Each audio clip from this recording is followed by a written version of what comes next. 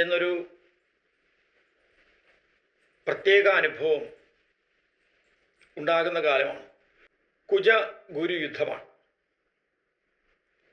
ഗുരുവിനെ കടന്ന് കുജൻ പോകുന്ന സമയം ഒരേ സ്ഫുടത്തിൽ ഗ്രഹങ്ങൾ വരുന്നതിനെയാണ് ഗ്രഹയുദ്ധം എന്ന് പറയുന്നത്. കടന്നു പോകുന്ന ഗ്രഹം വിജയിയാവും. വ്യാഴത്തെ കടന്ന് കുജൻ പോകുന്ന ഈ ഘട്ടത്തിൽ വ്യാഴം മന്ത്രി ആണ്. മന്ത്രി എന്ന് പറഞ്ഞാൽ അധികാരിയാണ്. അധികാരസ്ഥാനങ്ങളിൽ ഇരിക്കുന്നവരെ കുറിക്കുന്ന ഗ്രഹമാണ് വ്യാഴം.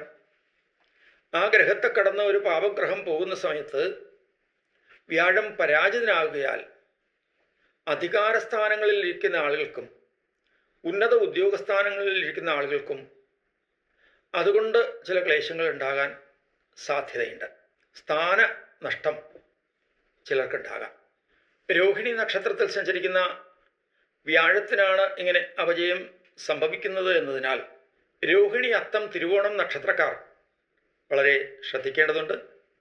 രോഹിണി, അത്തം, തിരുവോണം നക്ഷത്രക്കാർ ഉന്നത സ്ഥാനങ്ങളിലിരിക്കുന്നവർ വളരെ കരുതലോടുകൂടി മുന്നോട്ട് പോകേണ്ടതാണ്. ബുധ-ശുക്ര യുദ്ധം, അതിൽ ശുക്രനാണ് വിജയം, ബുധന് പരാജയവും. അത് ബുധ-ശുക്ര യുദ്ധം നടക്കുന്ന നക്ഷത്രക്കാർക്കാണ് അതിൻ്റെ ക്ലേശം സംഭവിക്കുക. ബുധ-ശുക്ര യുദ്ധമാണ്. ബുധനെ കടന്ന് ശുക്രൻ പോയാലും ശുക്രനെ കടന്ന് ബുധൻ പോയാലും ശുക്രൻ തന്നെയാണ് യുദ്ധത്തിൽ വിജയം. ഗ്രഹയുദ്ധത്തിൽ എപ്പോഴും ശുക്രൻ വിജയിയായിരിക്കും എന്നാണ് ആചാര്യന്മാർ പറഞ്ഞിട്ടുള്ളത്. ഈ യുദ്ധം നടക്കുന്നത് പൂരം നക്ഷത്രത്തിലാണ്. ഭരണി, പൂരം, പൂരാടം നക്ഷത്രക്കാർ വളരെ കരുതലോടെ മുന്നോട്ട് പോകേണ്ടതാണ്. ഈ ഗ്രഹയുദ്ധത്തിൽ പരാജിതനായ ബുധൻ്റെ സ്ഥിതി കൊണ്ട് ഇവർക്ക് നാഡീസംബന്ധമായ ക്ലേശങ്ങളോ ആരോഗ്യ പ്രശ്നങ്ങളോ ഉണ്ടാകാനുള്ള സാധ്യത ഉണ്ട്. തൃക്കേട്ട മുതൽ 4 നക്ഷത്രക്കാർക്ക്, അതായത് തൃക്കേട്ട, മൂലം, പൂരാടം, ഉത്രാടം എന്നീ നക്ഷത്രക്കാർക്ക് ദക്ഷിണകരത്തിലാണ് അംഗാദിത്യൻ. അത് പൊതുവിൽ അനുകൂലമായ ഫലമാണ്, ധനലാഭമാണ് അതുകൊണ്ടുണ്ടാകുക. തിരുവോണം മുതൽ 4 നാളുകാർക്ക് പാദത്തിലാണ് അംഗാദിത്യൻ. പാതയെ സഞ്ചാരം എന്നാണ് ഫലം. അപ്പോൾ തിരുവോണം, അവിട്ടം, ചതയം, പൂരുട്ടാതി നക്ഷത്രക്കാർക്ക് യാത്രയ്ക്കുള്ള സാഹചര്യമുണ്ട്. അതിൽ അനാവശ്യമായ യാത്രയും വരാം, ആവശ്യത്തിനുള്ള യാത്രയും വരാം, അപ്രതീക്ഷിതമായ ദൂരയാത്രകളും വരാം. യാത്രയ്ക്കുള്ള അവസരങ്ങൾ ഉണ്ടാകും എന്നാണ് ഫലം. ഉത്രട്ടാതി, രേവതി നക്ഷത്രക്കാർക്ക് അംഗാദിത്യൻ ഉദരത്തിലാണ്. അതിൻ്റെ ഫലം സുഖം ആണ്. പലതരത്തിലുള്ള ക്ലേശങ്ങളിൽ നിന്ന് നിവൃത്തിയുണ്ടാകാം.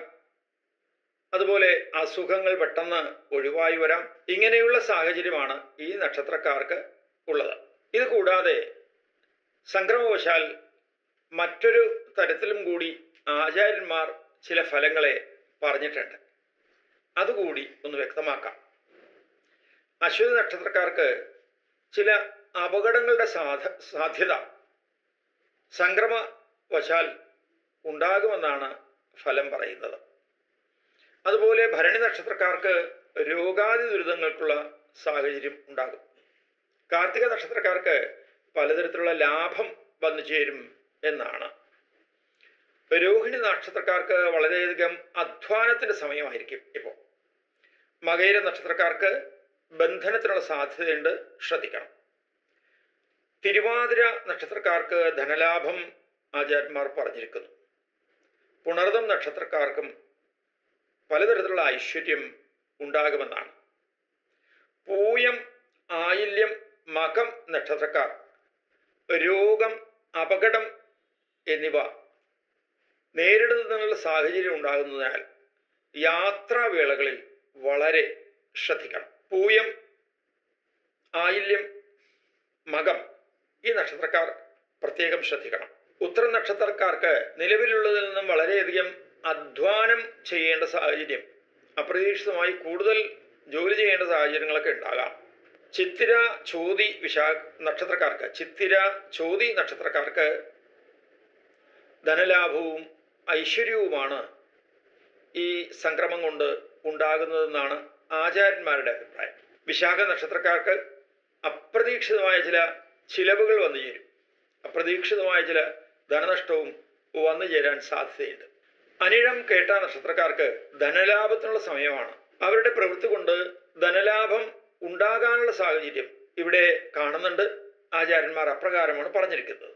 മൂലം പൂരാടം ഉത്രാടം നക്ഷത്രക്കാർക്ക് ധനനാശം, രോഗഭയം, അവരുടെ ബന്ധുജനങ്ങളുടെ മരണവാർത്ത കേൾക്കൽ എന്നിവയൊക്കെ ഉണ്ടാകാം. തിരുവോണ നക്ഷത്രക്കാർക്ക് പ്രവൃത്തി കൊണ്ട് ലാഭകരമായ അനുഭവങ്ങൾ ഉണ്ടാകുമെന്ന് കാണും.